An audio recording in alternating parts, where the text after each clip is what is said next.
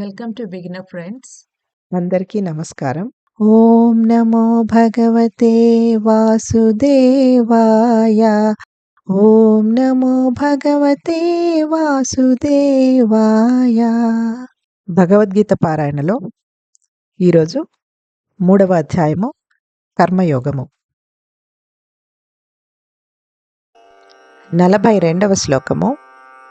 ఇంద్రియాణి పరాణ్యాహు ఇంద్రియేభ్యః పరం మనః మనసస్తు పరా బుద్ధి యో బుద్ధే పరతస్తు సహా. తాత్పర్యం: స్థూల శరీరం కన్నా ఇంద్రియములు ఉన్నతమైనవి, ఇంద్రియముల కన్నా మనస్సు ఉన్నతమైనది, మనస్సు కన్నా ఉన్నతమైనది బుద్ధి, మరియు బుద్ధి కన్నా ఉన్నతమైనది ఆత్మ. ఈ తక్కువ స్థాయి అస్తిత్వాన్ని దాని యొక్క ఉన్నతమైన అస్తిత్వంచే నియంత్రించవచ్చు.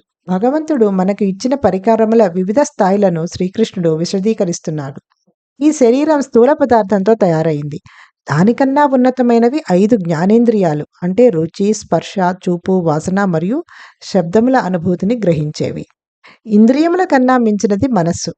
మనస్సు కన్నా ఉన్నతమైనది విచక్షణా శక్తి కలిగిన బుద్ధి. కానీ ఈ బుద్ధి కన్నా మించినది దివ్యాత్మ. ఈ ఇంద్రియములు, మనస్సు, బుద్ధి మరియు ఆత్మల ఆధిపత్య క్రమం యొక్క జ్ఞానాన్ని మనం కామాన్ని కూకటి వేళ్లతో పీకివేయడానికి ఉపయోగించుకోవచ్చు. Meaning of the shloka is: the senses are superior to the gross body and superior to the senses is the mind. Beyond the mind is the intellect, and even beyond the intellect is the soul. An inferior entity can be controlled by its superior entity. Sri Krishna explains the gradation of superiority among the instruments God has provided to us. He describes that the body is made of gross matter.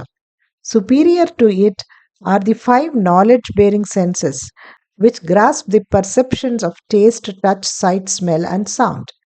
Beyond the senses is the mind. Superior to the mind is the intellect, with its ability to discriminate. But even beyond the intellect is the divine soul. The knowledge of the sequence of superiority among the senses, mind, intellect, and soul can now be used for rooting out lust. ఓం నమో భగవతే వాసుదేవాయ.